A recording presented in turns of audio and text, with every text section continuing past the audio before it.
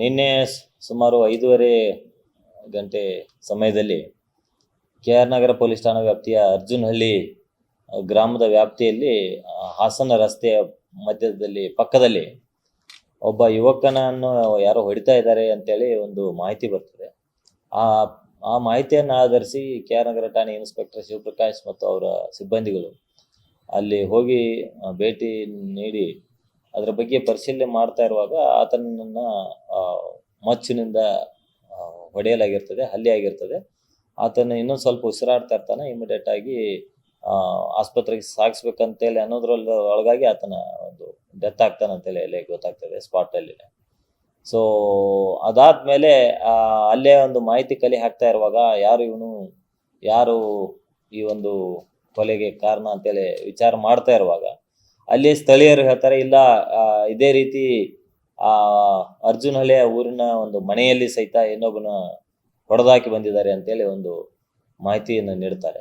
ಆ ಮಾಹಿತಿಯನ್ನು ಆಧರಿಸಿ ಅಲ್ಲಿ ಇನ್ಸ್ಪೆಕ್ಟರ್ ಹೋಗ್ತಾರೆ. ಹೋಗಿ ಅಲ್ಲಿ ಮನೆಯಲ್ಲಿ ಪರಿಶೀಲನೆ ಮಾಡಿದಾಗ ಅಲ್ಲಿ ಒಬ್ಬ ಯುವಕನ ಒಂದು ಕೊಲೆ ಆಗಿರ್ತದೆ.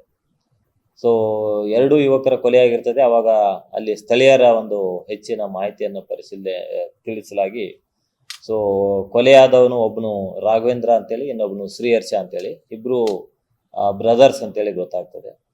ಸೊ ಅದಾದ್ಮೇಲೆ ಅವರ ಮನೆಯವರಿಗೆಲ್ಲ ಮಾಹಿತಿ ಕೊಟ್ಟು ಕರೆಸಿ ಒಂದು ಹೆಚ್ಚಿನ ಒಂದು ತನಿಖೆ ಮಾಡಿದಾಗ ನಮಗೆ ಗೊತ್ತಾಗಿದ್ದೇನಂತಂದರೆ, ಒಬ್ಬರು ಕಾಮಾಕ್ಷಿ ಅಂತೇಳಿ ಅವರ ತಾಯಿ ಅವರು ಪೊಲೀಸ್ ಠಾಣೆಗೆ ಒಂದು ದೂರನ್ನು ಕೊಡ್ತಾರೆ, ಒಂದು ಕೊಲೆ ಪ್ರಕರಣವನ್ನು. ಆ ಪ್ರಕರಣದಲ್ಲಿ ಅವರು ಏನು ವಿಷಯ ಹೇಳ್ತಾರೆ ಅಂತಂದರೆ,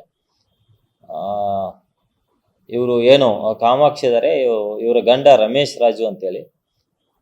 ಈ ಗಂಡನಿಗೆ ಮೊದಲನೇ ಇನ್ನೊಬ್ರು ಹೆಂಡತಿ ಇರ್ತಾರೆ.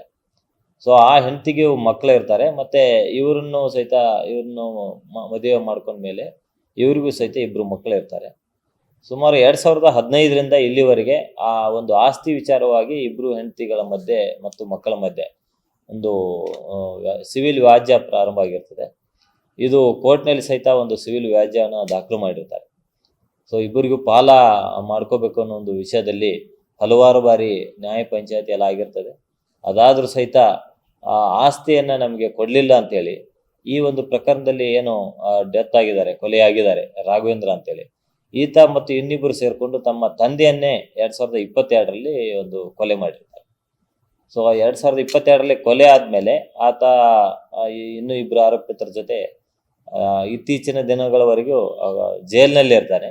ಇತ್ತೀಚೆಗೆ ಆತ ಜೈಲಿನಿಂದ ಹೊರಗೆ ಬಂದ ಮೇಲೆ ಮತ್ತೆ ಅಣ್ಣ ತಮ್ಮ ಸೇರಿ ಇವ್ರ ಜೊತೆ ಮಾತಾಡೋಣ ಅಂತೇಳಿ ರಾಜ್ಯ ಪಂಚಾಯತಿಗೆ ಅವರು ಹಿರಿಯರು ಎಲ್ಲ ಹೇಳಿದ್ರಂತೇಳಿ ಒಂದು ರಾಜ್ಯ ಪಂಚಾಯತಿ ನಡೀತಾ ಇರ್ತದೆ. ಸೊ ನಡೀತಾ ಇರುವಾಗ ಸುಮಾರು ದಿನಾಂಕ 1/5/2026ರಿಂದ 6ನೇ ತಾರೀಕುವರೆಗೆ ನಿನ್ನೆವರೆಗೆ ಸುಮಾರು 4-5 ಸಲ ಒಂದು ರಾಜ್ಯ ಪಂಚಾಯತಿ ಸಂಬಂಧ ಮಾತುಕತೆಯನ್ನು ಮಾಡ್ತಾರೆ.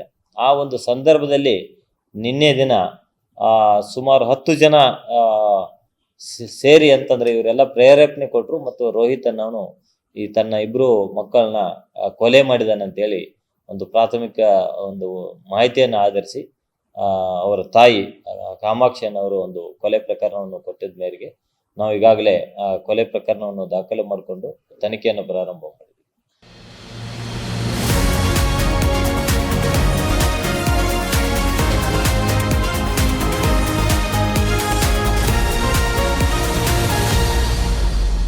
ಫಸ್ಟ್ ವೇವ್ ನ್ಯೂಸ್, ನಿಮ್ಮ ದಾರಿ ನಮ್ಮ ಜವಾಬ್ದಾರಿ.